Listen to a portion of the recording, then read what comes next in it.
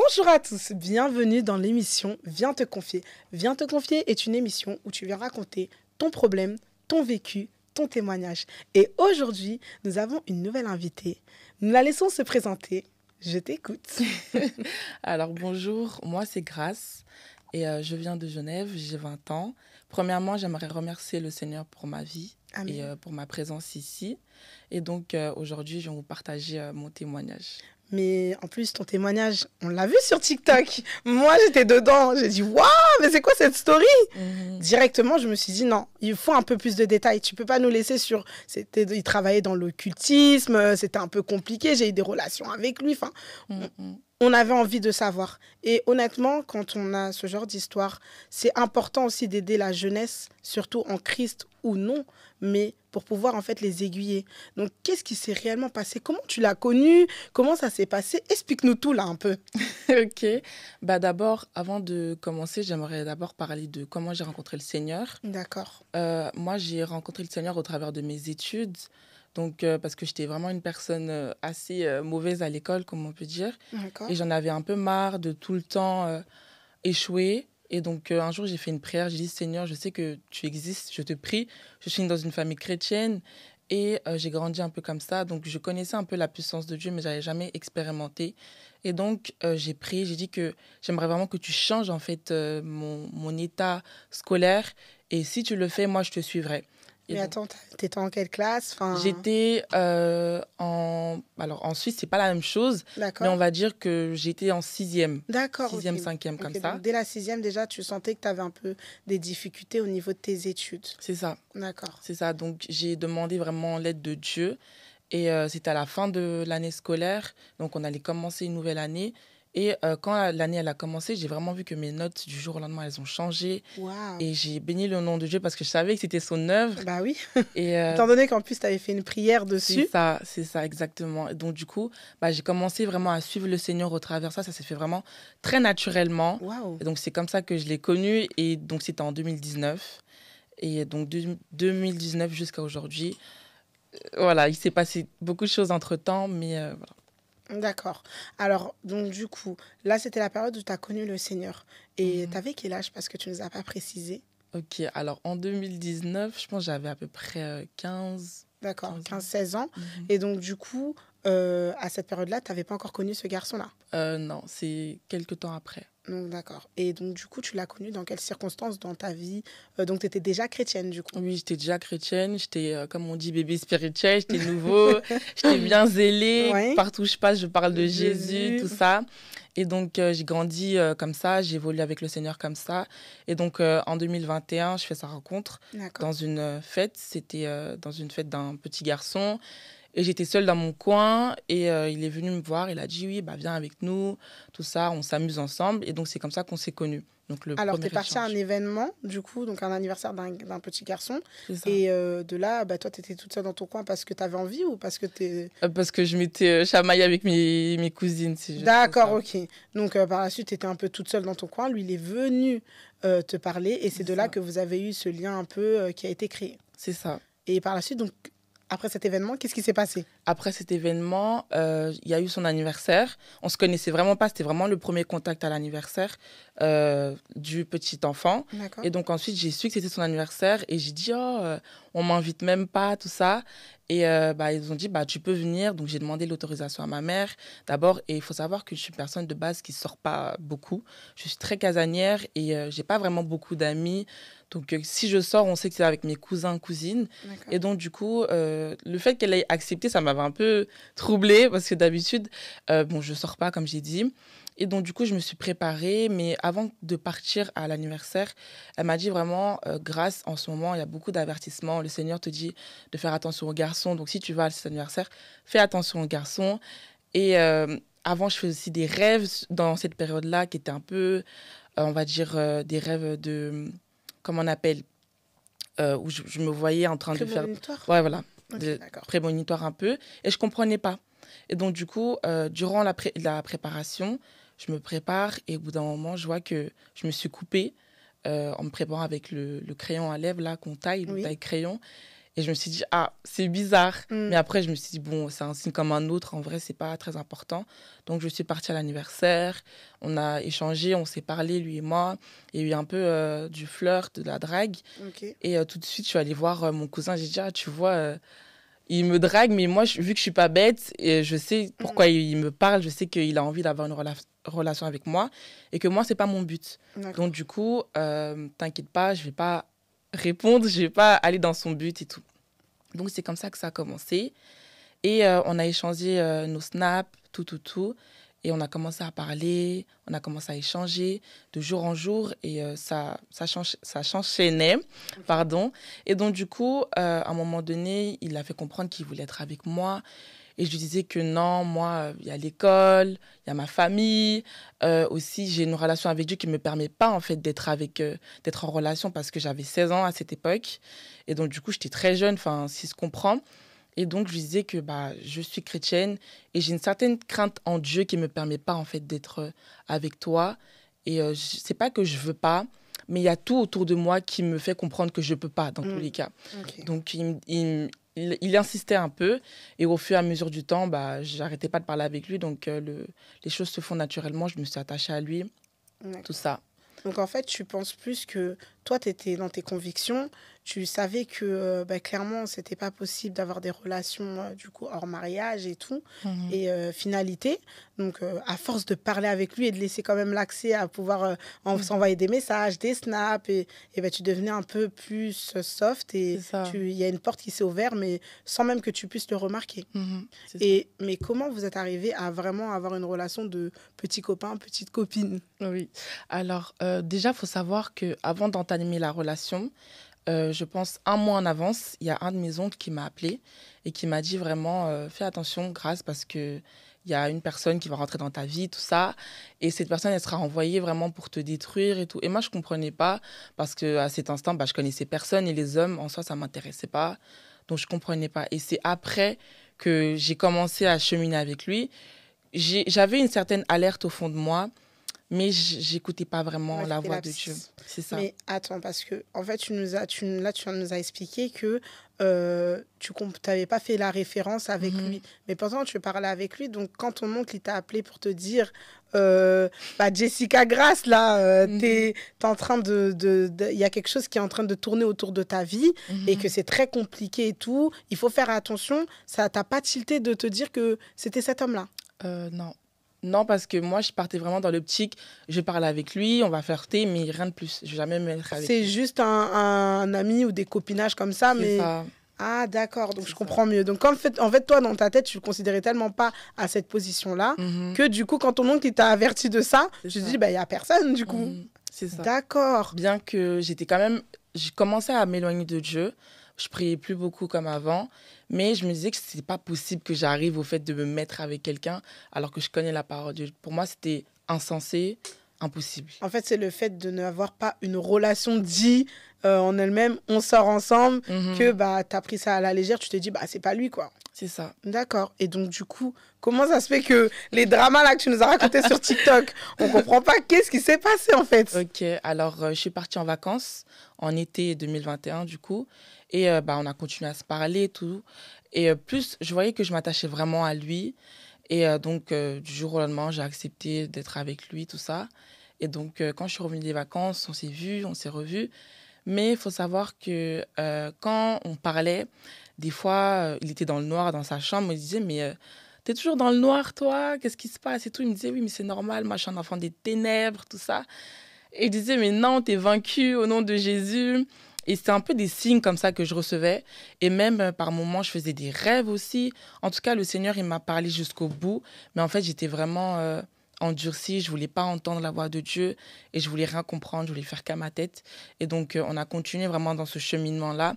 Et comme j'étais très jeune à l'époque, personne ne le savait. Donc, du coup, j'ai caché à ma famille, à mes oncles, enfin à tout le monde que j'étais avec lui. Et donc, on se voyait en cachette, tout ça. Et c'était assez compliqué, mais... Mais quand tu le voyais où, du coup?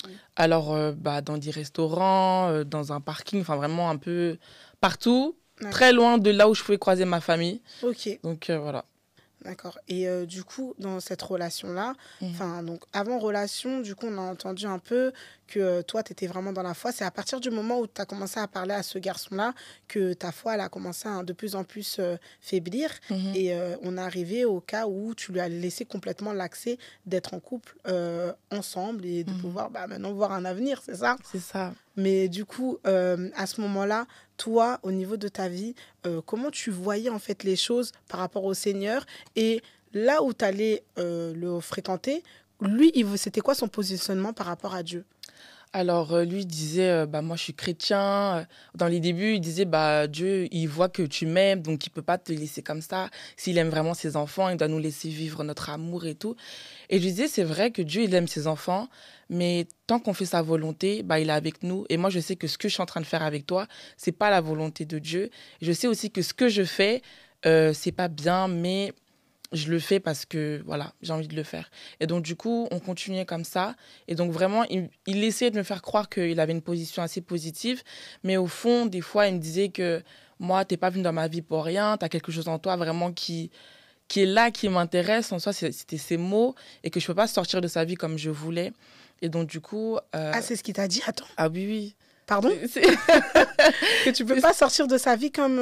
Comme je voulais. Rentrer et sortir comme je voulais de sa vie, c'était pas Et possible. ça t'a pas tilté que là, il y a eu quelque chose, enfin, Bah, un peu trop poussé? Bah, au début, franchement, j'étais vraiment dans le... Déni. Voilà, dans le déni, je voyais la vie en rose. Bah, les sentiments.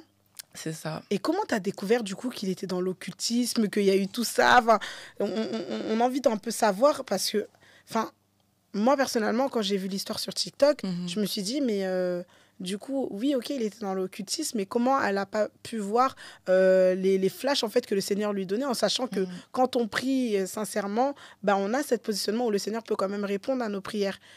Tu n'as jamais vu des signes autres que ça qui montraient que il était dedans? Bah, à part ce qu'il me disait, il me demandait aussi de porter parfois mes habits et de lui donner. Et ça, je savais que c'était quelque chose qui n'était pas bon spirituellement, parce que dans les habits, on a notre identité, tout. Et donc, du coup, je savais qu'il pouvait travailler sur mon âme, comme on dit, au travers de ces habits-là, m'envoûter. Il te demandait tes habits Oui, que tu puisses lui donner, que lui repart avec, quoi. oui, c'est ça. Chez lui. Oui. Et je l'ai fait. D'accord. Je l'ai fait. Et du coup, il y a eu plus qu'une relation avec lui. Enfin, Et après ça, après le fait que j'ai donné mes habits, je me sentais encore plus amoureuse de lui, encore plus. C'était vraiment... En fait, comme j'ai dit, j'étais vraiment dans le déni. Et au fur et à mesure, plus je m'éloigne de Dieu, bah, moins j'entends sa voix. Et moi, en fait, je rallie tous les signes et je suis vraiment dans mon monde. Donc, du coup, on se voyait de jour en jour. Et pour moi, bah, je vivais l'amour fou, le vrai amour. Et en cachette, enfin, vraiment des situations déplorables. Et bah, il est arrivé un jour où on a eu à faire des choses. Mais il faut savoir que, comme j'ai dit, j'étais pas pour les rapports hors mariage. Et ça, c'est quelque chose que je lui ai fait comprendre, que vraiment, je tiens, même si on est ensemble et qu'on fait toutes ces choses-là, j'ai vraiment pas envie d'arriver au point où on ait des rapports parce que je tiens à garder ma virginité pour mon futur mari, etc. Okay. Et je lui faisais comprendre que, pour moi, lui, c'était pas l'homme de ma vie, mais que j'étais avec lui parce que j'avais envie. Les sentiments, vous étiez attachés. C'est ça. Et comment cet acte s'est fait, du coup Ça s'est fait parce qu'à un moment donné, on a eu à faire des préliminaires, comme on dit. Okay. Et il m'a dit, oui, bah, tu vois, tu peux pas me laisser comme ça. Moi, je veux plus, etc. Et moi, je disais, en fait, j'étais vraiment dans la négation. Je voulais pas. Mais au bout d'un moment, je me suis dit, bon, au final, il a raison. Et donc, ça s'est fait. Parce qu'en fait, les préliminaires, c'était pas qu'une fois. C'était quand vous voyez. Oui, c'est ça. Donc, ça avait déjà commencé. Mais en fait, vous vous sauvez à ne pas pousser plus que ça. Exactement. D'accord.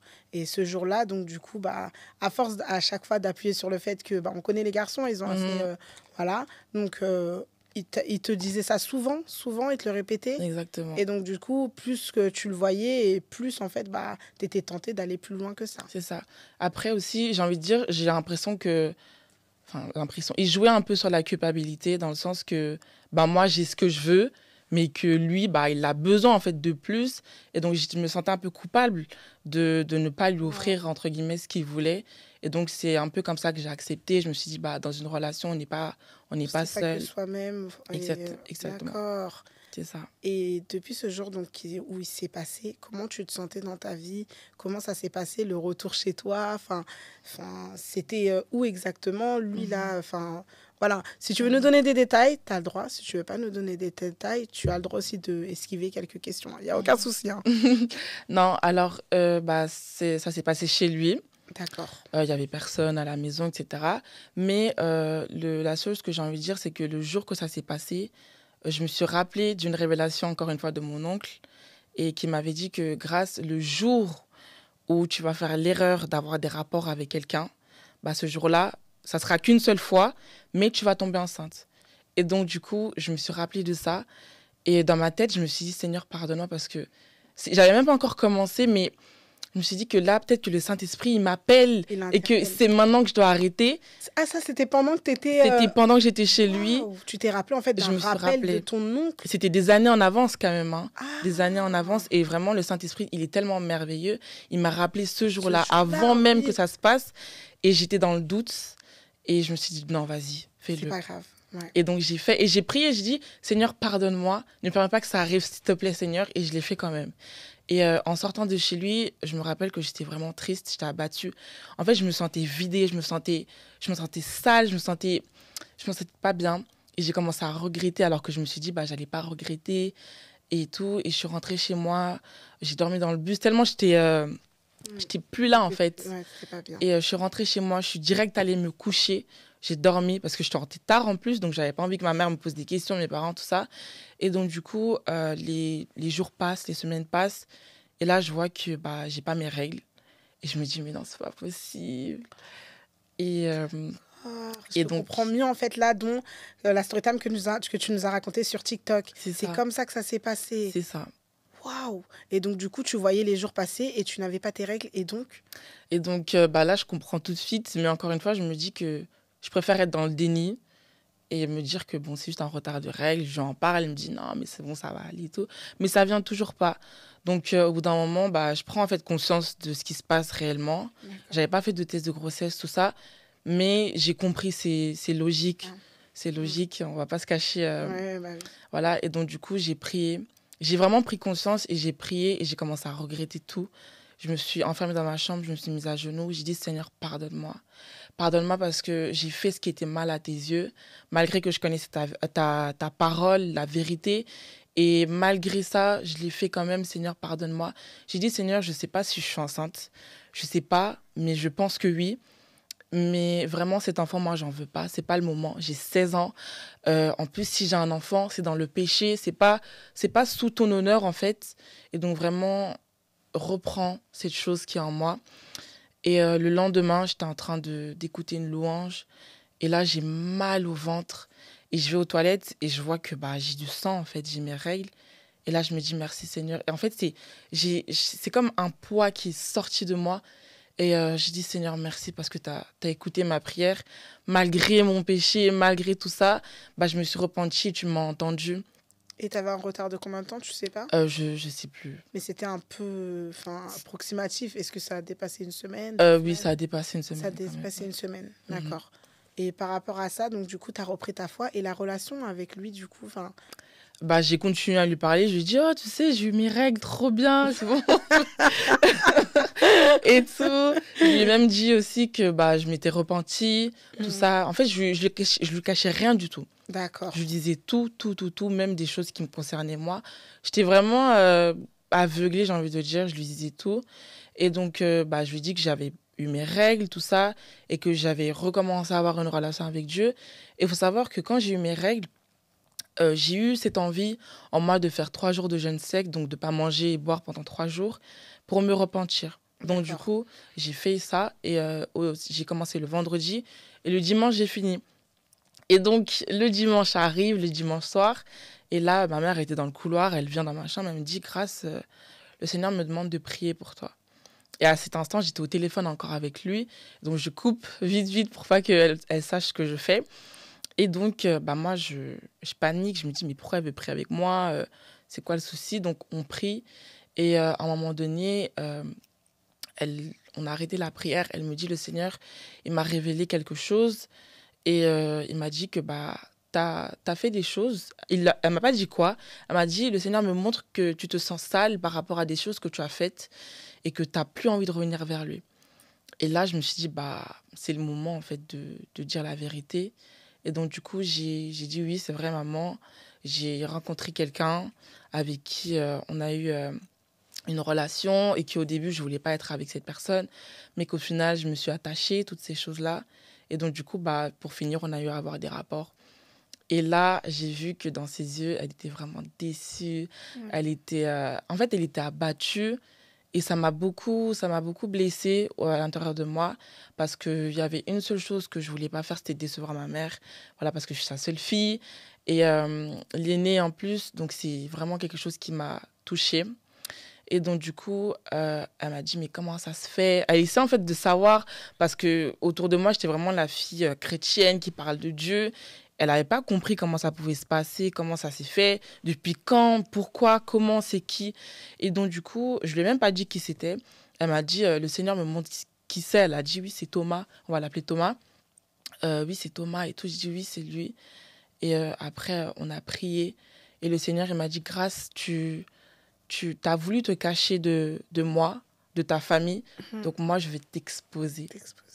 Et donc, ce qui s'est passé, c'est qu'après ça, bah, j'ai été exposée. Je ne sais même pas comment ça s'est fait parce que c'est resté dans la maison où j'étais. Mais du jour au lendemain, toute ma famille, elle a su, mes cousins et tout. Et vraiment, décevoir les gens, c'est quelque chose que je déteste parce que j'ai en moi l'envie, en fait, j'avais cette envie de plaire, que les gens soient fiers de moi. Et le fait de savoir que j'ai un peu déçu tout le monde, ça m'a beaucoup blessée. Et donc, je voyais un peu la déception dans les regards des gens. Quand il y avait des réunions familiales, je me disais que quand ils parlent, forcément, ils parlent de moi et tout. Et donc, je me sentais un peu gênée par rapport à ça. D'accord. Et donc, c'est comme ça.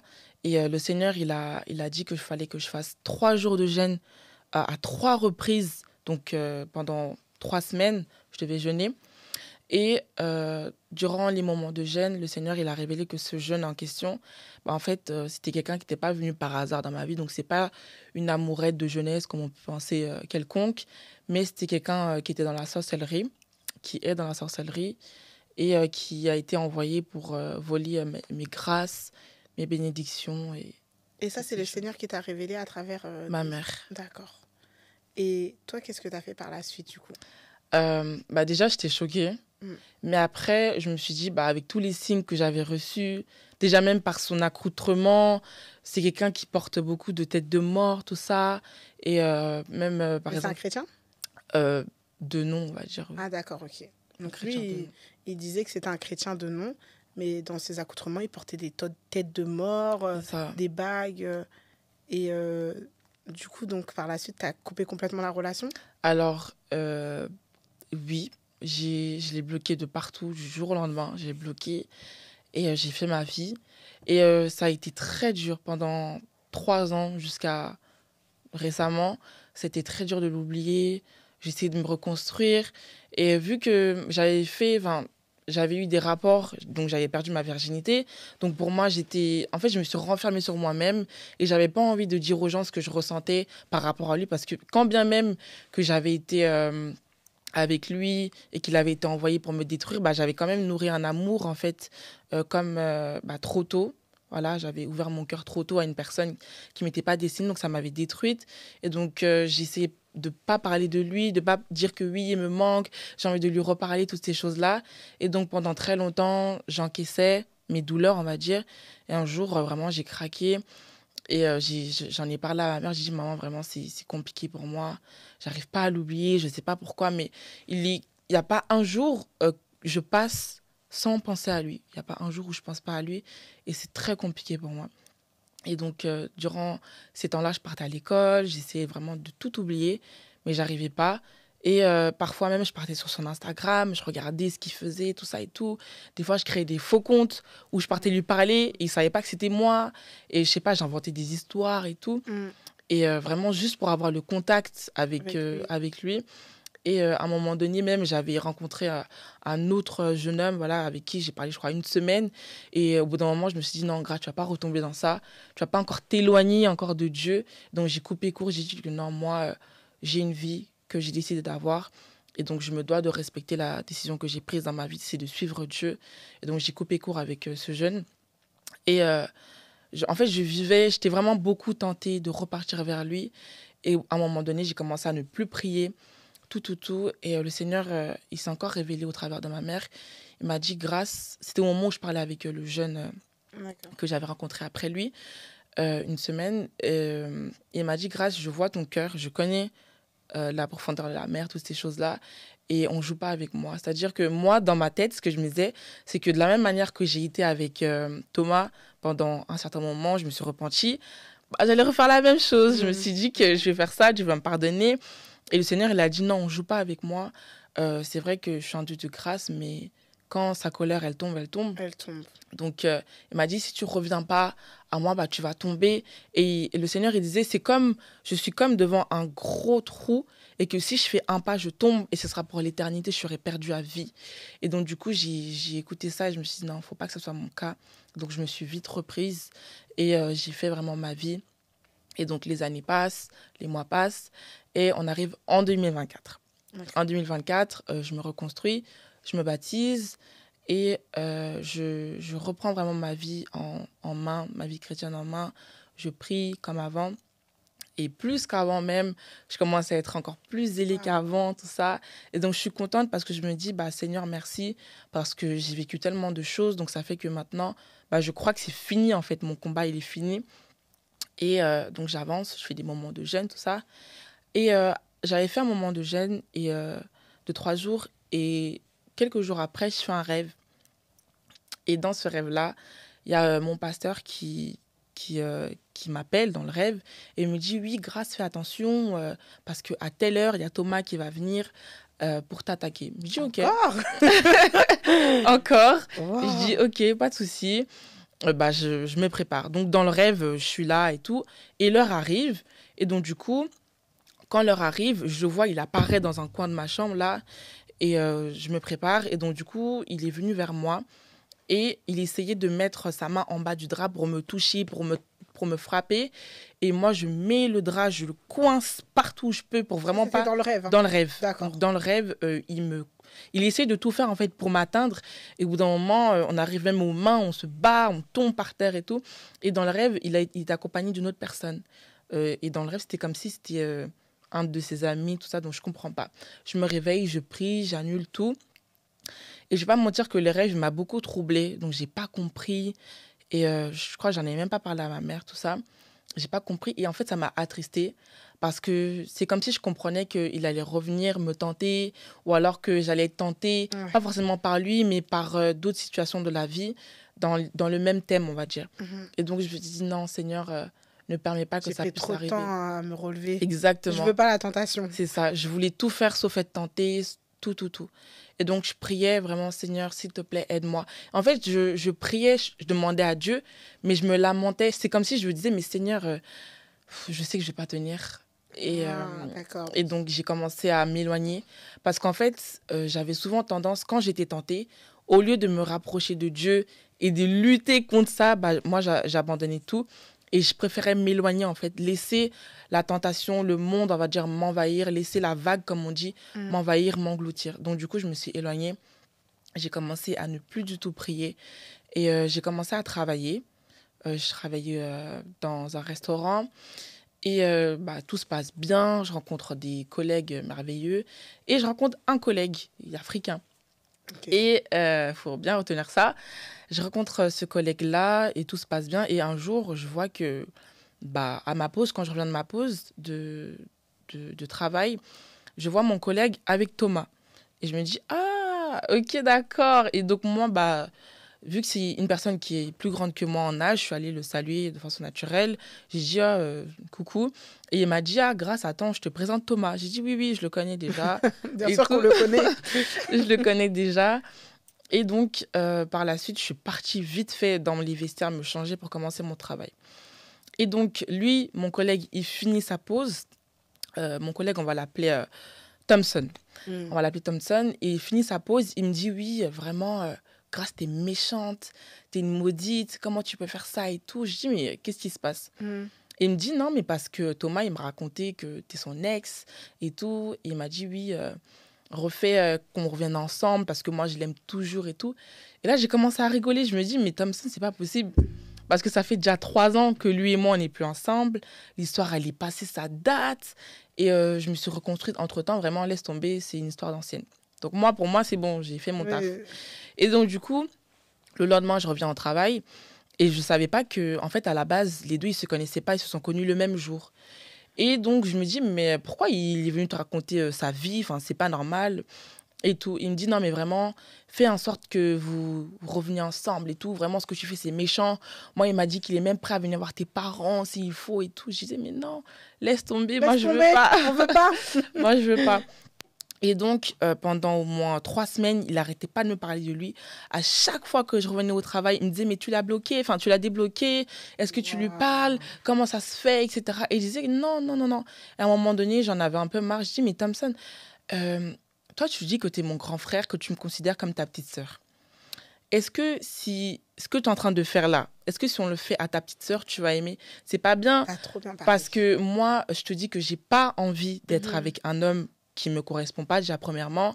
Et c'est, comme tu as dit, c'est mon ex. Ça fait 3 ans que l'histoire, elle est passée.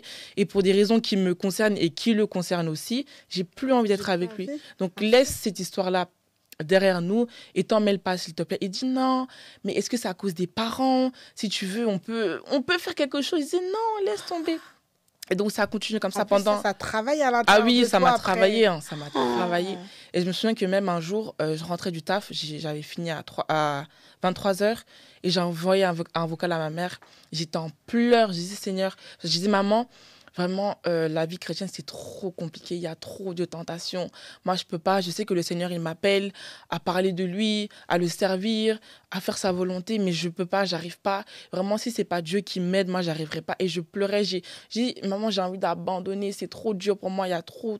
Je suis trop tentée. Et je ne lui avais pas dit que c'était ça qui se passait. Et en fait, au fond de moi, à force de parler de lui, que mon collègue me dise oui, reviens, il t'aime, il veut te marier. Comme c'est ton collègue, ça veut dire c'est du tous les jours. Ah oui, tous les jours. Oh my God. Tous les jours. Donc ça fait que quand il était en repos, moi, ça me soulageait parce que je me suis dit, je vais pas parler de lui. Et même, des fois, on prenait le même bus. Donc pendant le trajet aussi, c'est parti, Thomas. C'est ça, donc j'en avais un peu marre. Mais ça me travaillait beaucoup. Bien sûr. Et je pleurais. Je pleurais, je disais non, Seigneur, s'il te plaît. Surtout qu'il y a une accroche, il y a une histoire, c'est ta première fois. Exactement. La personne à qui tu te confiais, c'était genre ton pilier. Mais en fait, c'est juste niveau spiritualité. Nous, on dit ça à la jeunesse, on aime bien dire juste. Mais c'est le juste là qui est même trop. C'est ça. Et donc, du coup, toi, dans tout ça, ça a dû te travailler moralement. Et à force même, c'est pour ça qu'on dit souvent que ce soit les collègues, que ce soit les copines, il faut faire très attention. Et là, du coup, raconte-nous la suite, parce que là, on sait que c'est la partie croustillante. On veut savoir. Et qu'est-ce qui s'est passé du coup? Alors, après, j'avais fini encore le travail à 23h, comme d'habitude. Et je l'ai vu arriver, Thomas, dans mon travail et tout. Et je n'avais pas compris. Donc, moi, je vais chercher son copain. Alors non, il était venu pour moi. Waouh! Il était venu pour moi. Et je me suis dit que peut-être que c'était mon collègue qui lui avait dit à quelle heure je finissais. Elle finit à telle heure. Okay. Et donc, apparemment, non. Je ne sais pas si c'est vrai. Mais apparemment, il ne lui a pas dit de venir. Il ne lui a pas dit à quelle heure je finissais. Mais bon, je n'y crois pas trop. Mais donc, je l'ai vu arriver. Et là, j'ai dit, mais tu fais quoi là? Je ne voulais même pas lui parler. Et quand je le vois, en fait, mon cœur, il bat parce que j'ai peur. J'ai pas envie, en fait, d'être dans sa présence, tout ça, par rapport à tout ce que Dieu m'a dit, m'a révélé. Et tout. Et donc, cette histoire date de 3 ans, les amis. En plus, donc du coup, je voulais vraiment pas être dans sa présence. Et là, il est venu vers moi, il me touchait la main. Oui, vraiment, reviens. Moi, je t'ai pas oublié. Pourquoi tu fais comme si c'était rien passé entre nous? Toutes ces choses. Et j'ai dit non, Thomas, moi, vraiment, j'ai pas envie. On n'est pas fait pour être ensemble. C'est ce que je lui disais. Et quand je lui disais ça, il disait, mais comment tu peux dire ça? Qu'est-ce qui te fait dire ça? Je disais qu'on n'est pas dans le même monde. Et en fait, je parlais de façon parabole pour qu'il puisse comprendre aussi. Je lui disais qu'on n'est pas dans le même monde. Toi, tu as ta vie, moi, j'ai ma vie. Et vraiment, on n'est pas fait pour être ensemble. Moi, j'ai choisi Dieu. Et voilà, je fais ma vie. Et donc, laisse-moi. Et il ne voulait pas me laisser partir. Il a pris mon sac. Il a dit non, je ne te laisse pas partir. Et j'avais mon bus. Et j'ai dit non, laisse-moi partir parce que si je rate le bus, là, je ne vais pas rentrer à la maison et après, je vais marcher pour arriver. Il dit non, si tu veux, je te dépose. J'ai dit non, je ne veux pas. Laisse-moi. Et j'ai dit ok, vu que tu vas laisser mon sac, moi, je pars. Donc, je suis partie. J'ai laissé mon sac. Je suis montée dans le bus. Il est venu, il m'a donné mon sac. Il m'a dit oui, fais-moi un bisou. J'ai dit non, ça ne va pas. Et après, Donc, je suis rentrée à la maison et j'étais vraiment abattue. Je me posais Ah oui, plein de normal, questions. normal. Et je me suis dit, mais pourquoi c'est toujours au moment où je me sens bien spirituellement, où C'est je suis à mon... toujours. Notre adversaire, là, c'est pas notre ami. C'est C'est ça, toujours. c'est ça, où je suis à mon pic spirituellement, à mon faya, comme on dit, Mm. bah, qu'il y a tout ça qui revient. Et donc, je me posais énormément de questions. Et là, je dors, tout ça, je repars au travail. Et j'explique à mon collègue que ce qu'il a fait là, j'ai pas aimé. Il me dit non, mais moi, j'ai rien fait, tout ça et tout. Donc, les jours passent, les jours passent. Et il me disait à chaque fois, Thomas, il me disait, bah, tu sais, toi et moi, on s'est pas dit merde, comme on dit, je cite ces mots. Oui. On s'est pas dit merde. Et en soi, je me suis dit, bah, il n'a pas forcément tort, dans le sens où, du jour au lendemain, je l'ai bloqué. Donc, Ah, sans explication. exactement, sans explication. Donc, il n'y a pas eu vraiment de je te quitte ou alors je t'aime plus ou quoi que ce soit. Donc, j'ai dit, OK, ce que je vais faire, c'est que je vais lui donner rendez-vous. Et j'ai dit dans le message, j'ai dit, bon, Thomas, comme tu dis qu'on ne s'est pas dit merde, moi, je te donne rendez-vous. Aujourd'hui, je finis à telle heure, viens. On va se dire merde aujourd'hui et tu vas me laisser tranquille. Il a dit OK. Donc, moi, ce jour-là, je me suis bien maquillée, tout ça. Bien parfumée, tout ça et tout. Et je suis allée, j'ai attendu qu'il vienne. Et donc, du coup, je lui ai expliqué tout, la raison. Je ne lui ai pas dit que oui, on dit que tu es sorcier. Je lui ai dit non, vraiment, ça fait 3 ans qu'on n'est plus ensemble. Mais entre-temps, j'ai rencontré Dieu, je me suis baptisée. Et je lui ai aussi expliqué mon témoignage, que c'était par rapport au fait que je n'avais pas vraiment connu mon père dans ma vie. Donc, j'avais une absence, en fait, dans mon cœur que j'avais envie de combler. Et qu'au travers des relations, et que quand, par exemple, je voyais des jeunes filles là, avec leur papa, bah, au début, je ne comprenais pas, mais au fur et à mesure, à chaque douleur que j'avais, je me disais que c'était à cause de mon père. Et donc, du coup, je ne comprenais pas. Et donc, le fait d'avoir eu un copain, et même, je lui ai dit à lui que, tu sais, moi, je suis avec toi, je te vois comme mon père. Alors que de base, ce n'est pas une relation père-fille. C'est vrai. Et donc, du coup, je lui dis que c'était par rapport à ça et qu'aujourd'hui, bah, le Seigneur, il m'a comblée et que je suis restaurée et que j'ai plus besoin de l'amour d'un homme pour me sentir bien, pour me voir exister. Exactement. Et donc, du coup, bah, j'ai compris ça. Et donc, vraiment, moi, je veux que ton bien et je préfère qu'on se laisse là. Je préfère que tu me laisses avancer dans ma vie chrétienne. Et moi, je lui dis, je t'appelle même à faire de même, de te repentir si ce n'est pas déjà fait et d'avancer et tout. Et ce jour-là, j'ai vu qu'il avait pleuré, mais je me suis dit, mais... Enfin, je me suis dit, dans mon cœur, je me suis dit, Seigneur, merci. Ça veut dire que ce que j'ai dit, ça l'a touché d'une part. Et donc, du coup, je l'ai laissé comme ça et je suis rentrée à la maison. Le lendemain, j'arrive au travail et là, mon collègue il dit « Mais qu'est-ce que t'as fait?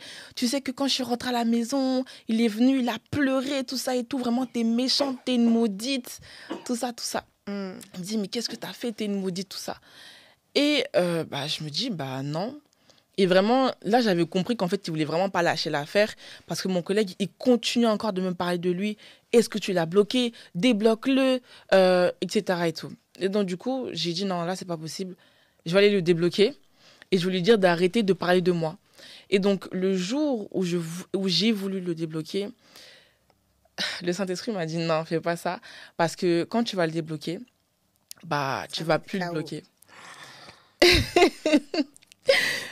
Rester en place, ça recommence encore. Je me rassois bien comme il faut. Tu l'as débloqué. Je l'ai débloqué. Okay. Et je suis allée, je lui ai écrit, bah, Thomas... pourquoi tu continues à parler de moi à Thompson et tout? Je pensais que le jour où on s'était dit merde, comme tu le dis, bah, c'était fini. Et donc, du coup, j'ai dit, laisse-moi, je fais ma vie avec Dieu, tout ça. Il me dit, je cite, tu me casses les couilles avec ton histoire de Dieu, vraiment, laisse tomber, tu penses que Dieu, il voit pas, et tout, tout, tout. J'ai dit, mais j'ai commencé à rigoler, j'ai dit, bah non, dis pas ça, comment tu peux dire des choses comme ça, que mon histoire de Dieu, ça t'énerve et tout. Et j'ai dit, non, fais ta vie, moi, je fais ma vie. Il m'a dit, on verra dans 2 jours. Wow. Il m'a dit, ah non, c'est chaud. On verra dans 2 jours.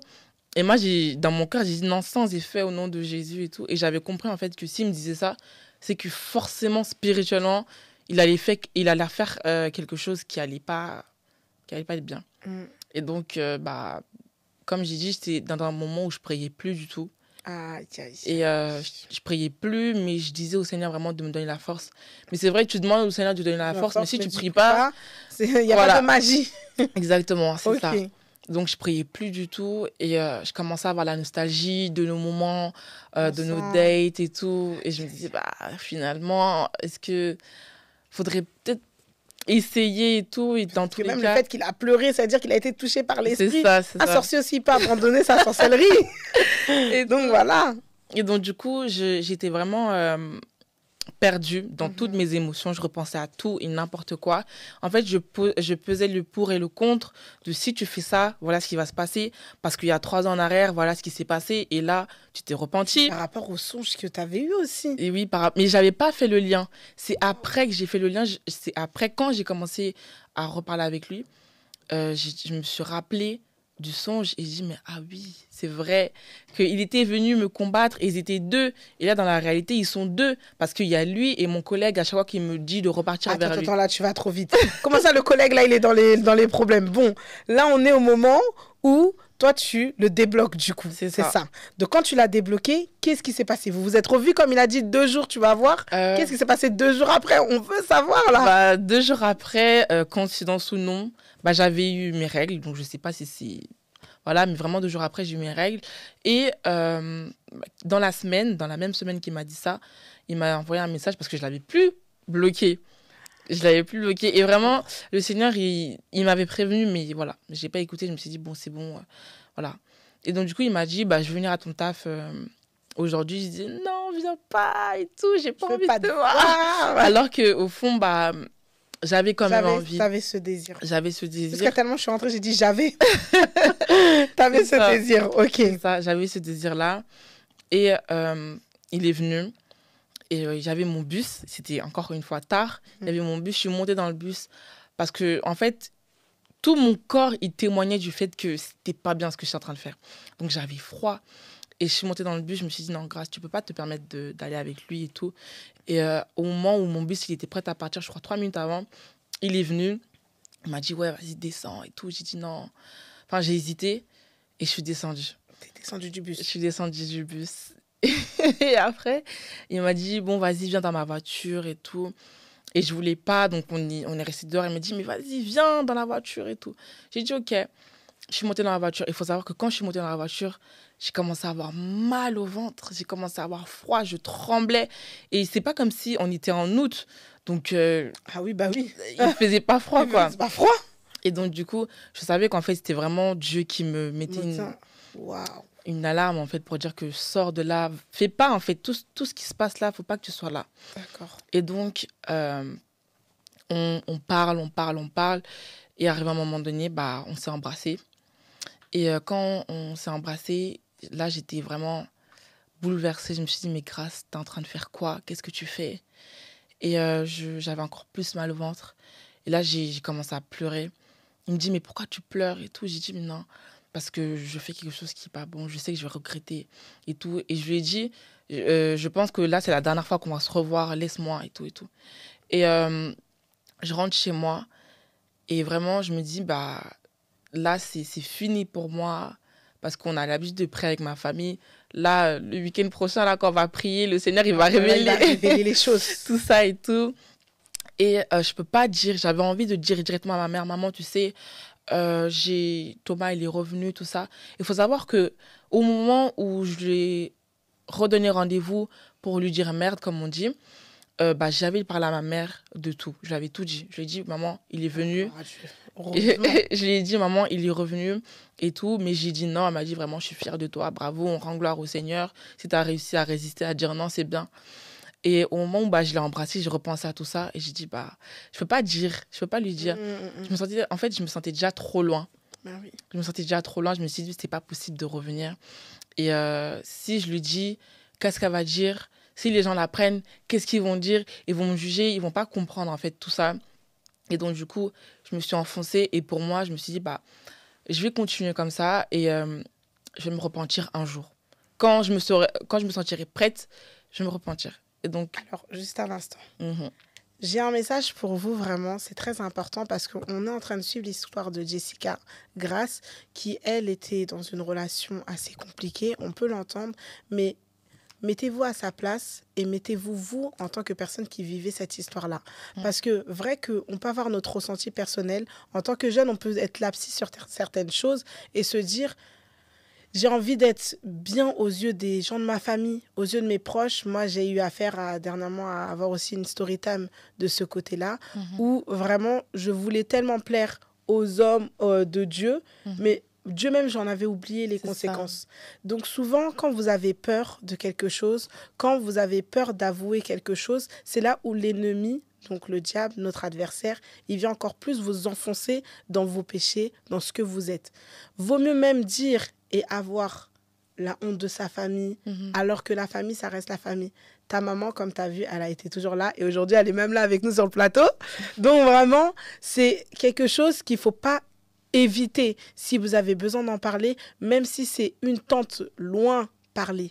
Même si c'est une cousine où vous pensez qu'il va vous juger, parler. Parce que là, aujourd'hui, on écoute l'histoire de Jessica Grace, mais ça peut être nous. C'est pour ça que je voulais vraiment appuyer sur ce point-là. Et Jessica Grace, on te redonne la parole du fait que tu es arrivée au point où tu as caché tout ça à ta famille et tu as continué dans cette relation. Et donc, ça veut dire, est-ce que vous avez continué aussi à vous revoir et aussi dans l'intimité? C'est ça. Vous vous êtes revus, vous avez eu des rapports. Oui. Mais avant, je lui ai vraiment fait comprendre que, étant donné que je m'étais baptisée, tout ça, j'avais pas envie de retomber dans tout ça. Et il m'a dit, oui, mais t'inquiète pas, même si tu veux, on pourra rien faire et tout. Je suis prête à tout sacrifier pour toi et tout. J'ai dit, ok, pas de souci. Donc, du coup, on a continué comme ça. Et au bout d'un moment, au fur et à mesure, tu vois une personne, vos discussions, quand vous vous embrassez, ça se fait naturellement. C'est clair. Et donc, du coup, j'ai commencé à nourrir le désir moi-même d'avoir des rapports avec lui. Donc, ça s'est passé. Et quand ça s'est passé, et encore une fois, quand je partais, je me disais, Seigneur, s'il te plaît, vraiment, épargne-moi beaucoup de choses, épargne-moi tout, parce que je savais aussi, le Seigneur l'avait dit, que cette personne, dans le passé, du coup, en 2021, quand ça s'est passé, le Seigneur, il a révélé qu'il allait me transmettre une maladie, etc. Et donc, je disais, Seigneur, vraiment, préserve-moi de tout ça. Et malgré ça, je partais quand même. En fait, j'essayais en fait je sais pas comment je pourrais dire, mais de me rassurer d'une certaine part. Et donc, je suis partie et on a fait ce qu'on devait faire. Et ça continue comme ça pendant des semaines, des mois, des semaines, des mois. Et il faut savoir un détail très important, c'est que quand on avait nos rapports, j'avais remarqué qu'il y avait des mouches autour de nous. À chaque fois, c'était 3. Et spirituellement parlant, c'est pas quelque chose de très bien. Et il y avait la fenêtre ouverte? Non, même pas. C'est-à-dire que dans l'endroit où on était et dans les circonstances, c'était pas des endroits où on pouvait avoir des mouches ou quoi. Donc vraiment, je comprenais que c'était très spirituel ce qui se passait. Donc au début, je disais rien. Mais au bout d'un moment, je lui ai fait comprendre. J'ai dit, tu vois, dis dis à tes génies que moi, je veux pas les voir quand ils sont là. Parce que quand on parlait, des fois au téléphone, il me disait, tu vas voir, moi j'ai des génies, je vais les appeler, tout ça. Et je disais, non, moi je vais prier contre tes génies, tout ça et tout. Et donc du coup, je disais, dis à tes génies que moi je veux pas qu'ils soient là quand on fait nos choses et tout. Et après que j'ai dit ça, il a rien dit, il a même pas rigolé, rien. Et quelques temps après, ils étaient plus là. Mais un jour, j'en avais vu. Et là, je crois qu'il n'y en avait qu'une seule, ou 2, je sais plus. Et j'ai dit, wesh, il y a une mouche, comment ça se fait? Et tout, moi, j'aime pas les mouches, je vais la tuer. Il m'a dit, non, tue pas. J'ai dit, mais non, moi, j'aime pas les mouches, j'aime pas les mouches. Donc toi, tu voulais tuer, en fait, la mouche. C'est ça. Ok, c'est pendant le rapport que tu faisais ça? C'est ça. C'était juste avant. Parce qu'en fait, à chaque fois, on était ensemble, il n'y avait pas de mouches. Mais dès qu'on passait en rapport, elles apparaissaient, mais je sais pas d'où. Wow. Je sais pas d'où. D'accord. Et donc, du coup, je lui dis, je vais tuer la mouche. Il me dit, non, tue pas.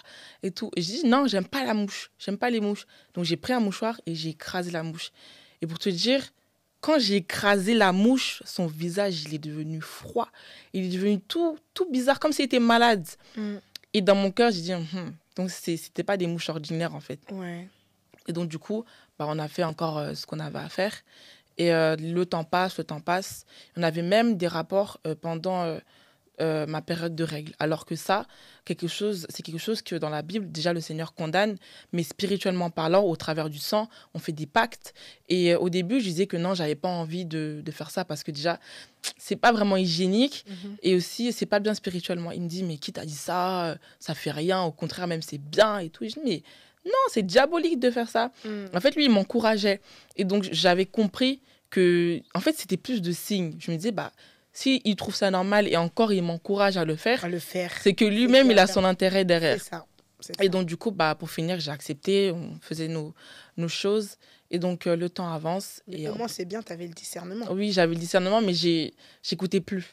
D'accord. J'écoutais plus du tout le Seigneur quand il me parlait et tout. Et même, je faisais des rêves où je me voyais, j'étais enceinte, où j'avais accouché. Je disais, oh, tu sais, j'ai fait un rêve où j'ai accouché, j'avais eu un garçon et tout et tout. Je disais que tu sais que si toi et moi on a un enfant ensemble, ça sera un garçon et tout.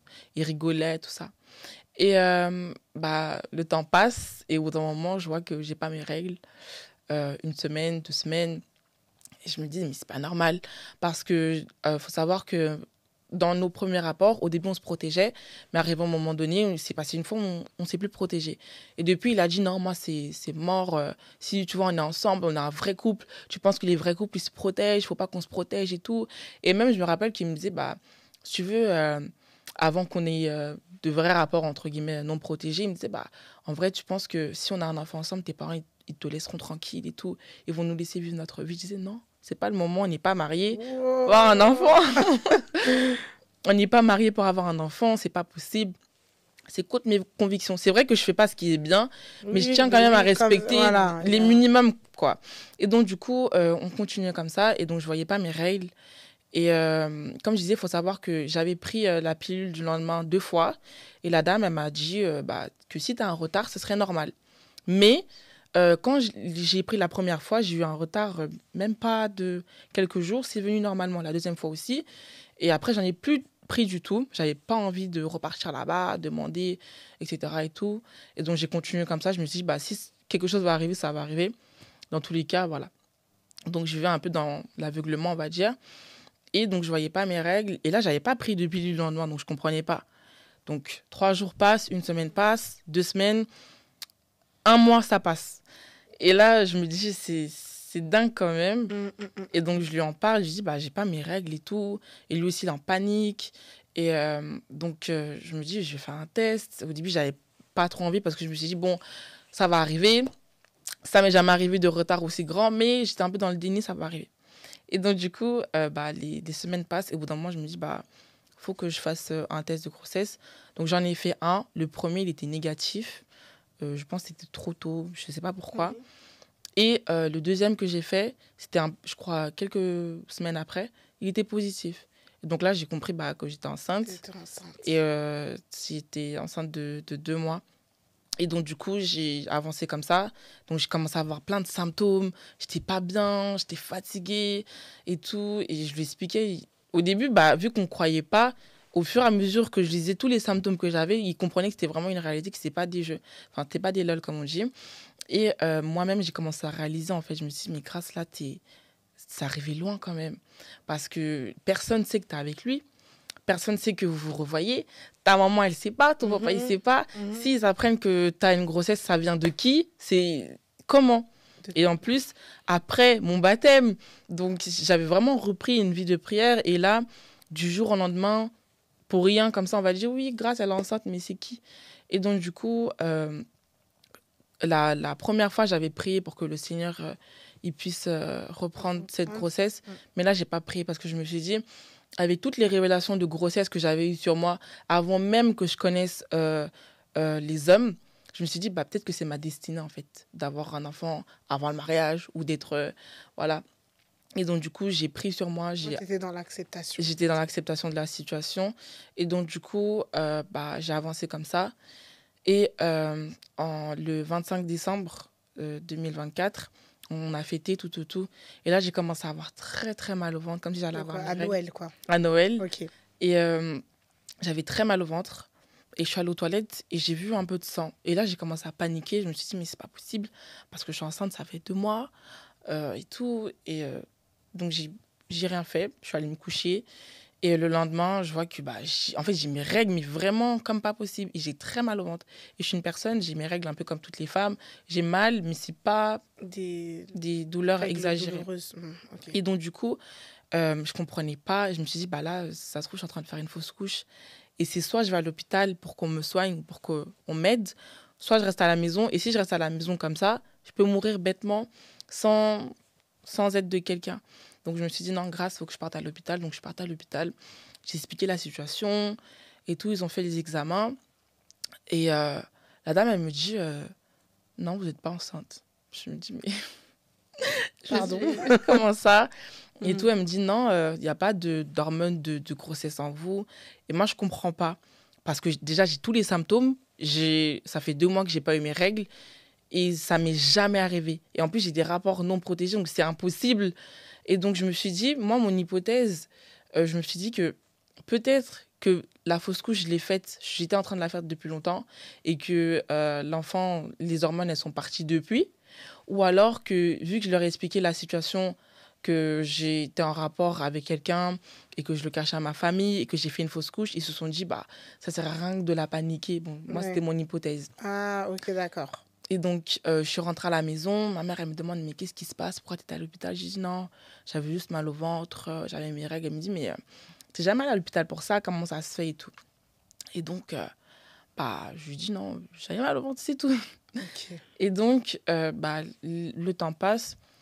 Et il faut savoir qu'un détail que j'ai oublié, au bout d'un moment, quand on priait avec la famille, le Seigneur, il n'a pas révélé ce que je faisais, mais il me disait, ma fille Grâce, reviens dans mes bras, je ne vais pas te rejeter, tu n'es pas trop sale, tu n'es pas trop loin pour revenir à moi, reviens. Donc, tu n'es pas sale? Tu n'es pas trop sale pour revenir, reviens. Et moi, comme il disait ça me faisait tellement mal parce que je savais que je devais revenir, mais en fait, je me sentais trop loin de Dieu. La famille, comme vous le voyez, on a été coupé. Ma gorge, elle m'a gratté à un niveau, vous ne pouvez pas comprendre là. Mais comme on est en train de dévoiler des choses qui sont dans l'aspect spirituel, si tu es vraiment spirituel, tu comprends directement ce que je suis en train de te dire. On ne va pas se laisser abattre, Grâce, on continue. Alors, je disais qu'à mi-décembre, le Seigneur il avait révélé au travers de ma mère que je devais me repentir avant le 1er janvier. Donc, vraiment abandonner toute la relation que j'ai recommencé à avoir avec lui, tout ça. Et donc, du coup, c'est quelque chose que j'avais en tête, mais que je repoussais au maximum. Donc, c'est vraiment le 31 décembre, là, avant d'aller fêter avec la famille, que je me suis dit, bon, ok, dans tous les cas, c'est le dernier jour. Et j'ai fait asseoir ma mère et je lui ai expliqué. J'ai dit, maman, le Seigneur m'a demandé de me repentir. Voilà, il y a Thomas. C'est vrai que je t'avais dit qu'il était revenu me parler et que j'avais refusé. Mais après, on s'est revus, on s'est embrassés. Et il s'est passé énormément de choses entre-temps. On a recommencé à avoir des rapports. On ne se protégeait plus. Et je suis tombée enceinte. Mais là, j'ai fait une fausse couche le 25 décembre. Tout ça. Et elle m'a dit, le Seigneur, il m'avait un peu révélé. Mais j'étais dans le flou. Parce que le Seigneur, il peut parler du passé, il peut parler du futur.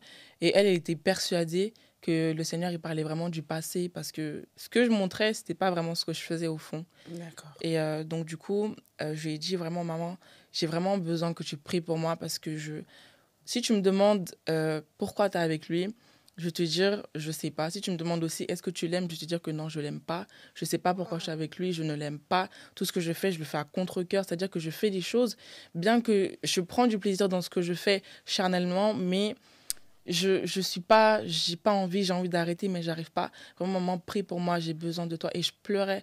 Vraiment, je demandais pardon à Dieu, sincèrement. Et le Seigneur, il a dit, il me pardonne, quoi, mais qu'il faut que je refasse encore un moment de jeûne, tout ça. Et surtout que si par erreur, je refais les mêmes choses avec lui et que je retombe encore une fois enceinte, donc pour une 3e fois, là, je serai prise de honte et je vais vouloir aller enlever, en fait, aller avorter de moi-même. Et à travers cet avortement, je vais perdre la vie. Et ce sera la volonté de Dieu suite à mes désobéissances en fait, répétitives. Et donc, j'ai compris ça et je me suis dit, non, c'est bon, je me suis repentie. c'est fini, tout ça, tout ça. Donc, moi, j'avais vraiment dans l'optique de couper court avec ce Thomas-là.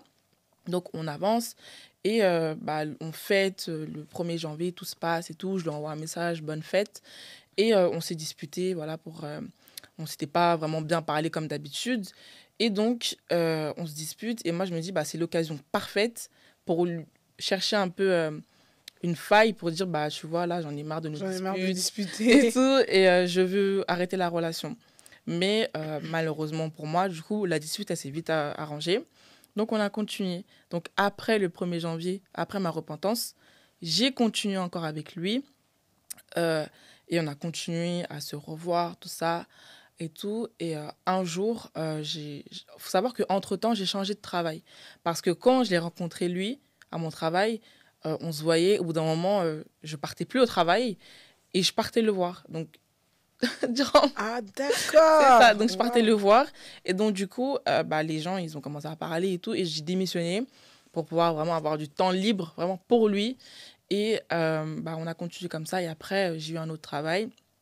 Et donc, on s'est parlé et tout. On s'est réconcilié, tout ça. Et un jour, j'ai fini encore tard. C'était encore dans un restaurant où je travaillais. Et je ne suis pas rentrée à la maison. Donc, on était ensemble. On avait encore eu des rapports. Donc, je ne suis pas rentrée à la maison jusqu'à 2h du matin. Et là, je vois que mon téléphone, il sonne. Et il y a ma mère qui m'appelle. Il était 2h. Et après ma mère, je vois qu'il y a mon père aussi qui m'appelle. Je me dis, ah non, non. S'il m'appelle, parce qu'il ne m'appelle pas souvent comme ça. Donc, s'il m'appelle, c'est que c'est vraiment important. Et je lui dis, Thomas, non, moi, je ne vais pas répondre. Moi, c'est hors de question, je ne réponds pas. Donc, je préférais vraiment rester m'enfoncer le plus possible, pas répondre. Et donc, je lui dis, non, je ne rentre pas à la maison et tout. Donc, je suis allée chez lui. Et je voyais que les appels, ça continuait. Les messages, tu es où, tout ça et tout. Et donc, ce que je fais, c'est que j'ai éteint mon téléphone. Je me suis dit, si j'éteins mon téléphone, je vais être loin de tout ça, je ne vais plus penser à rien. Et donc, j'ai même pas réussi à dormir. J'étais vraiment dans le flou. Et le lendemain arrive, et il dit, oui, il va aller au travail. Je dis, non, je suis dans le caca toute seule, là, tu vas pas me laisser comme ça. En plus, je suis chez toi, il n'y a personne qui sait qu'on est ensemble et tout. Il m'a dit, non, mais je suis obligée d'aller au travail, tout ça. Donc, il est allé au travail. Et moi, durant tout le temps qu'il a travaillé, je suis restée en bas du drap, dans sa chambre. Tout le temps, je crois, pendant 4 heures de temps, je suis restée en bas du drap sans bouger. Je me suis dit que, comme ça, au moins, si quelqu'un rentre dans la chambre, ils vont pas savoir que je suis là, tout ça. Et donc, du coup, le lendemain, je rallume mon téléphone et je vois qu'il y a ma tante, il y a mes oncles, il y a toute ma famille qui m'a appelé, mes cousins. Grâce, t'es où? On te cherche. Ta mère, elle va aller voir la police et tout. Et je me disais, mais moi, dans ma tête, vu que je m'étais repentie le 31 décembre, je me suis dit que ma mère, c'est obligé qu'elle sache que je suis avec lui si je rentre pas à la maison. C'est vrai que je me suis repentie, mais s'il y a un problème, elle doit savoir d'où ça vient. Il y a un lien. C'est ça. Et donc, du coup, pour moi, je me suis dit, mais pourquoi elle a fait ça? Elle est allée avertir tout le monde. Donc, maintenant, tout le monde va savoir que je suis encore avec lui. Et je ne vais pas mentir qu'à cet instant-là, je l'ai détesté. Je me suis dit, mais ça, c'est des problèmes, vraiment des manières à pas faire. Et donc, du coup, je ne savais pas qu'en fait, c'était tout le contraire, qu'elle s'inquiétait vraiment pour moi. Et ce qui est normal en soi. Et moi, je n'avais pas compris. J'avais pas compris. Et après, elle m'a dit, c'est grâce le jour où t'es pas rentrée à la maison, j'ai failli mourir parce que ma mère, c'est quelqu'un qui avait la tension. Donc, du coup, ce jour-là, elle a dit, j'ai rampé, je suis allée prendre mes médicaments. Ton père, il est sorti à 3h du matin. Il a marché de la maison jusqu'à ton lieu de travail. Et il s'est dit qu'on est dans un monde où on connaît pas les gens. On sait pas ce qui peut se passer. Peut-être qu'ils m'ont agressé, peut-être que les gens m'ont tué, on sait pas. Et donc, du coup, quand elle m'a dit ça, ça m'a vraiment fait pleurer. Et ça, c'était après, quand je suis revenue à la maison. Et quand je suis rentrée, vraiment, tout se passait. Après que j'ai été avec lui, je suis rentrée à la maison après le travail. Et ce jour-là, il n'y a personne qui m'a parlé, tout le monde dormait. Et c'est quelques jours après qu'elle m'a dit ça. Et donc, du coup, les jours passent. Et là, il y a mon pasteur, il m'envoie un message, c'était le soir. Et il me dit vraiment, Grâce, je t'avais dit de le bloquer, je t'avais dit de fuir loin de lui, parce que c'est quelqu'un qui a été envoyé pour te détruire, toutes ces choses. Et il a dit, le Seigneur lui a montré qu'au travers de nos rapports qu'on a lors de mes périodes de règles, en fait, il aspire mon sang et au travers de mon sang, il monte spirituellement et qu'il a un délai en fait à avoir avec moi, que dans le monde des ténèbres, ces agents ou je ne sais quoi, ils lui ont donné un délai précis et que lorsqu'il aura fini avec moi, il va me jeter comme ça. Et en fait, moi-même, je vais essayer de de lui parler, de l'appeler, mais ça va être quelqu'un comme s'il n'avait jamais parlé avec moi, comme s'il il m'avait jamais, entre guillemets, aimé ou faire croire qu'il m'aimait. Et donc, du coup, j'ai tout compris. Et il m'a dit, le pasteur, il m'a dit, le Seigneur m'a montré qu'il a même détruit la vie de d'autres femmes, il a tué certaines femmes aussi.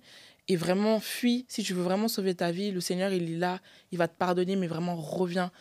N'endurcis pas ton oreille et reviens auprès de Dieu. Et quand j'ai entendu ça, je pense que c'est vraiment le Seigneur qui m'a parlé au travers de la voix de ce pasteur. Et vraiment, j'ai eu un déclic, en fait. Le soir même, je me suis dit, mais c'est grave tout ce qui est en train de se passer. Il a tué des femmes, mais pas de façon physique, de façon spirituelle. C'est-à-dire qu'au travers des rapports qu'ils avaient, elles avaient des maladies, et c'est les maladies-là qui les tuaient, ou alors, enfin, peu importe. Mais dans tous les cas, c'est la mort. Et au travers de cette mort-là, au travers de toutes ces choses, lui, en fait, il montait spirituellement. Et même lorsque on parlait avec... En fait, clairement, il sacrifiait, en fait. Oui, c'est ça. Il sacrifiait.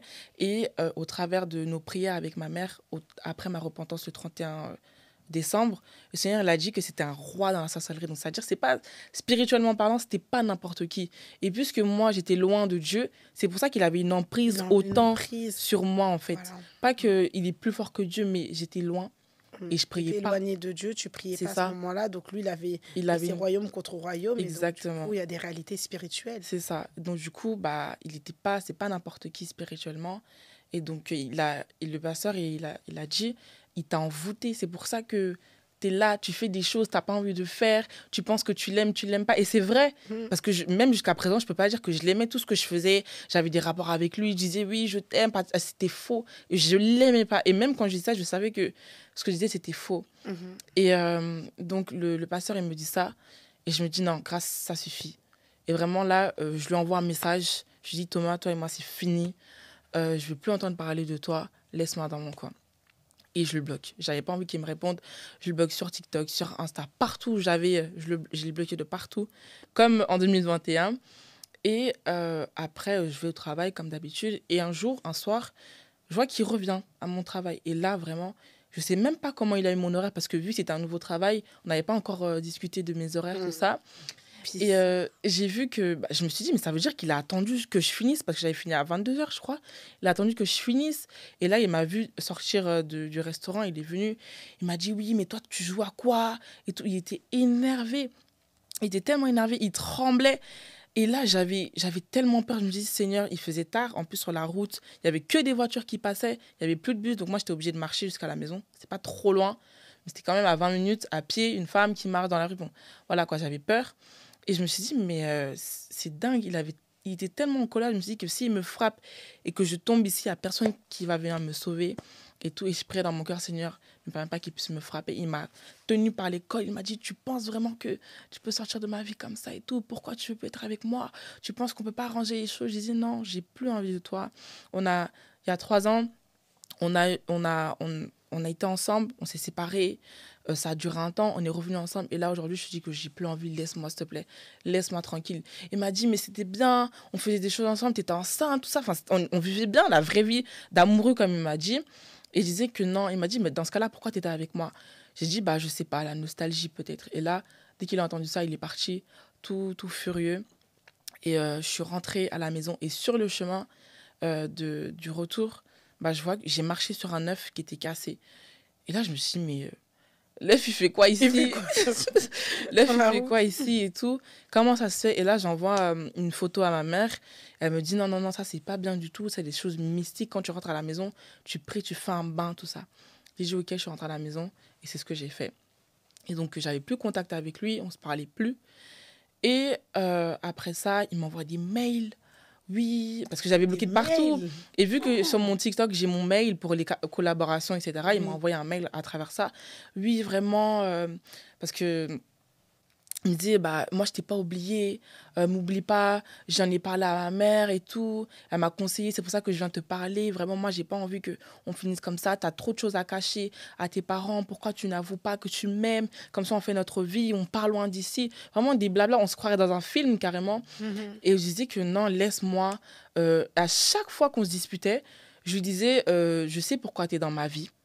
tu as assez... connais ta mission. Voilà, exactement. Je connais ta mission. Tu es en train de m'épuiser spirituellement, physiquement. Laisse-moi. Et à chaque fois, il me disait, mais non, mais tu parles de quoi? Pourquoi tu dis tout le temps ça? Pourquoi tu parles de ça? Et à chaque fois, je lui disais ça, que laisse-moi tranquille, tu m'épuises, tu aspires mon âme. Et il me disait, mais non, je ne comprends pas de quoi tu parles et tout. Et là, dans le mail, je lui dis la même chose, laisse-moi tranquille. Là, j'ai dit, je reviendrai plus jamais vers toi. Fais ta vie, je fais ma vie et on se laisse. Et après, je l'ai bloqué encore. Et ensuite, j'ai dû faire une séance de délivrance après ça. Et donc, du coup, j'ai fait une séance de délivrance. Mais avant ça, j'ai fait une période de jeûne et de confession. Donc, la confession, je devais confesser tous les péchés que j'avais faits depuis le temps que je connais les péchés jusqu'à maintenant. Et donc, du coup, j'ai tout raconté. Et il faut savoir que dans l'église où j'ai fait ma confession et ma délivrance, bah, ils pratiquent ce qu'on appelle le dépouillement. Mais avant même ça, le Seigneur, au travers de mes prières, il m'avait déjà révélé comment est-ce qu'il voulait que je sois. Et donc, un jour, lors de ma prière, je me voyais dans une robe toute blanche avec un foulard. Et là, j'ai compris que le Seigneur me voyait comme ça. Et j'ai commencé à pleurer. J'ai dit non, Seigneur, moi, je ne peux pas faire ça. Je ne peux pas, Seigneur, vraiment, aide-moi. Et je ne veux pas, en fait. J'ai pas envie parce que c'est trop me demander. Et je sais que c'est ta volonté pour moi, mais c'est trop dur. Et je pleurais. Il me dit, mais grâce, si je te montre ça, si c'est ma volonté, c'est parce que je vais te donner la force de le faire. Et donc, j'ai compris. Et à un moment donné, je priais encore avec une autre femme de Dieu. Elle m'a dit, pendant qu'on prie, le Seigneur me montre tes cheveux, tes mèches, tout ça. Et elle m'a dit qu'il faut que tu te débarrasses de tout ça. Et je me suis dit, mais non, c'est pas possible pour moi. Et je pleurais encore. Et pendant que je pleurais, le Seigneur, il m'a parlé à moi seule. Il m'a dit, grâce, ce que je te demande de faire là, c'est ton sacrifice. C'est le sacrifice que tu dois faire pour moi. Parce que la place que toutes ces choses occupaient dans mon cœur, elle était tellement grande. Et même quand je priais, je disais, Seigneur, tu sais que moi, je suis quelqu'un, j'aime trop le monde. Que ce soit l'artifice, le plaisir de ce monde, tout. J'aime tout ce qui concerne ce monde, j'aime tout. Et vraiment, si ce n'est pas toi qui viens arracher ce plaisir dans mon cœur, je ne pourrais pas le faire. Et quand je pleurais, je voyais vraiment le sacrifice comme Abraham et Isaac, où Abraham, il a dû sacrifier son fils, en fait, ce qu'il avait de plus cher à ses yeux, pour Dieu, pour l'amour qu'il avait pour son Créateur. Et moi, c'était la même chose avec tout ça. Donc, lors de ma confession, j'ai eu encore cette image-là et je me suis dit que vraiment, grâce, tu as passé tellement d'épreuves dans ta vie, je pense que c'est le bon moment pour toi. Et le Saint-Esprit a touché mon cœur et j'ai accepté en fait d'abandonner toutes ces choses. Et après, quand tu dis toutes ces choses, c'est quoi exactement? Toutes ces choses, les mèches, le maquillage, les artifices en globalité, les artifices. Et c'est vraiment un sacrifice personnel, de la relation personnelle que j'ai avec Dieu. Et en fait, c'est un peu, j'ai accepté aussi par amour pour Dieu et par reconnaissance, parce que je me suis dit que si je fais ça, je vais vraiment recommencer tout avec Dieu et ce sera un nouveau départ. Un nouveau départ, une nouvelle histoire. Et donc, j'ai fait une séance de délivrance. Et la délivrance a été vraiment terrible. C'est-à-dire qu'il y a des esprits qui sont sortis de moi, des esprits de séduction. Et vraiment, durant même la délivrance, je ne sais pas si vous connaissez Mapuka, j'ai commencé à danser Mapuka là-bas. J'ai même voulu embrasser les gens qui priaient avec moi. Pour moi, j'ai commencé à frapper. C'était vraiment terrible. Et au final, les esprits m'ont lâché. Et j'ai commencé à pleurer. Je disais, Seigneur, merci. Parce que je sais que là, c'est la fin. C'est la fin. Terminé. C'est terminé. Et donc, c'est comme ça que le Seigneur, il m'a vraiment libérée. Waouh. De tout. Gloire à Dieu. Alors, je suis vraiment, vraiment heureuse d'avoir entendu toute cette histoire. Parce que c'est vrai qu'il n'y avait pas tous ces détails-là sur TikTok. Et à vrai dire, en fait, c'est un vrai témoignage. Parce que même quand je te vois aujourd'hui, tu rayonnes. T'es super belle sans artifice. Merci. Sans make-up, mais canon. Et franchement, ça fait super plaisir d'avoir vu tout ce cheminement que tu as eu. Et aujourd'hui, de t'écouter sur Viens te confier. Mais maintenant, si toi, tu aurais un conseil à donner à une fille qui est pareil dans une situation où elle sent qu'il y a un homme qui a une emprise sur elle, ou même il y a des hommes, quelquefois, que les femmes ont des emprises sur lui et que lui, il a envie de servir Dieu. Quel conseil aurais-tu à donner? Comment tu peux dire, tu vas t'en sortir, il faut que tu fasses ceci, cela. Et c'est maintenant qu'on t'écoute. Ok. Alors, déjà, premièrement, pour moi, ce serait vraiment d'avoir le discernement sur toute relation qu'on a, que ce soit amicale, familiale, amoureuse, parce qu'on ne sait pas qui est qui.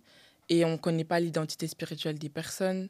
Donc, du coup, c'est important de toujours demander la volonté du Dieu. Seigneur, cette personne, elle est rentrée dans ma vie. Qui c'est? Pourquoi elle est là? Qu'est-ce qu'elle me veut? Est-ce que c'est toi qui l'as amenée? Et en dehors de tout ça, c'est vraiment demeurer dans la prière parce qu'au travers de nos tentations, au travers de notre vie, on sera attaqué, ça c'est obligé, on sera tenté, ça c'est obligé parce que Jésus lui-même, il a été tenté, il a été attaqué, il a été tué pour nous. Mais c'est le fait de demeurer en fait dans la prière et dans la présence de Dieu qui va permettre qu'on puisse surmonter toutes ces épreuves. Et vraiment, si j'ai un conseil à donner à mes sœurs, à mes frères, c'est de faire attention et de ne pas donner son cœur à n'importe qui, de ne pas réveiller l'amour trop tôt, comme la Bible le dit, et vraiment ne pas se donner à n'importe qui. Parce qu'au travers des rapports, on ouvre des portes spirituelles terribles. Si le Seigneur dit de ne pas avoir des rapports en dehors du mariage, ce n'est pas parce qu'il ne veut pas notre plaisir, c'est parce qu'il connaît la réalité spirituelle qui est derrière. Parce que quand tu as les relations sexuelles avec quelqu'un, en dehors ou même que ce soit dans le mariage, vous faites qu'une seule chair devant Dieu et ces dominations et tes dominations, elles font un. Et vous vous mariez, en fait. Vous faites qu'une seule chair. Et ces combats deviennent tes combats. Ces esprits deviennent ces esprits. Et vraiment, faisons attention à comment on marche. Et surtout, j'ai envie de donner un conseil aux sœurs et aux frères chrétiens qui tombent. C'est pas parce que tu es tombé que tu es trop sale pour revenir à Dieu. Amen. C'est pas parce que la vie chrétienne, elle est trop compliquée, comme on le dit, ou alors elle nous paraît trop compliquée qu'on ne peut pas y arriver. Si le Seigneur nous a appelés, on doit répondre. Et par sa force et par sa grâce, on va y arriver. Et vraiment, c'est pas simple, mais c'est pas impossible. C'est pas impossible. Donc vraiment, faut pas qu'on laisse le jugement des autres nous affaiblir. Et j'aimerais vraiment dire, cette fois, le juste tombe, mais il se relève. Et c'est le plus important. Amen. Amen. Amen. Alors, sur ces belles paroles, Grâce, je sais que tu m'as parlé de tes futurs projets que tu as envie de faire par rapport au Seigneur. Et je sais que ce que tu as traversé avec ta foi, avec le Seigneur, ce n'est pas en vain. Parce qu'il y a une grande génération derrière nous. Il y a des gens qui ont besoin de cette aide-là. Il y a des gens qui ont besoin de ton vécu, de ton histoire, pour que tu puisses les aiguiller eux aussi à faire de même. De même, pas pour toi, pour ressembler à Jessica Grace, mais pour ressembler au Seigneur. Donc, je sais que toi, dans tes projets, tu as envie d'ouvrir une chaîne YouTube pour justement aider toutes ces femmes qui doivent avoir pour mission pour le Seigneur d'enlever tous les artifices, de pouvoir être naturelles devant Dieu. Je me mets dedans aussi, parce que moi aussi, il faut qu'à un moment donné, ça diminue sans moi et que Christ croisse. Mais on aimerait des conseils comme ça. Et il y en a tellement peu. Il y a beaucoup de divertissements, mais il y a peu de gens qui nous parlent de la spiritualité et de notre âge, dans la jeunesse et tout. Et ça serait bien de vraiment prendre contact avec toi. Et lorsque tu vas ouvrir ton contenu et parler à ces femmes, et ça se trouve que même dedans, Dieu va te faire grâce parce qu'avec les soins de coiffure, de cheveux naturels, ça se trouve tu auras des collabs comme pas possible. Est-ce qu'on peut avoir une adresse ou quelque part où on peut te contacter? Oui. Alors, de toute façon, ça, je vais le mettre en description. Mais ça va être Mirabel, du coup. C'est Mirabel@gmail.com. Ok, Mirabel@gmail.com. C'est ça. Et au niveau de ta chaîne YouTube, tu sais à peu près. Bon, ça se trouve que d'ici là, Dieu va t'inspirer un autre nom. Mais si vous voulez vraiment prendre contact avec Grace, il faudrait passer surtout sur Mirabel. Parfait. Alors, Grace, je te remercie d'être venue sur Viens te confier. Je bénis ta vie et je bénis le Seigneur pour t'avoir accordé ce témoignage-là ici sur Viens te confier. N'hésite pas aussi à pouvoir parler à toutes ces jeunes filles qui vont venir te voir, à toutes ces personnes qui sont un peu perdues et qui veulent un peu avoir ton témoignage ou des petits détails pour que tu puisses les aider. Et vous aussi, si vous nous regardez, n'oubliez pas d'aller dire à Grace qu'elle est très courageuse et qu'elle va aller de l'avant avec le Seigneur en étant bien entourée en plus d'une belle famille de foi. Elle ne peut que aller d'excellence en excellence. Et vous aussi, si vous voulez venir témoigner de votre histoire, de votre vécu sur Viens te confier, n'hésitez pas à me contacter sur ma boîte email qui va être affichée juste en dessous. À très bientôt la famille et au plaisir de vous revoir très prochainement. Bisous la famille!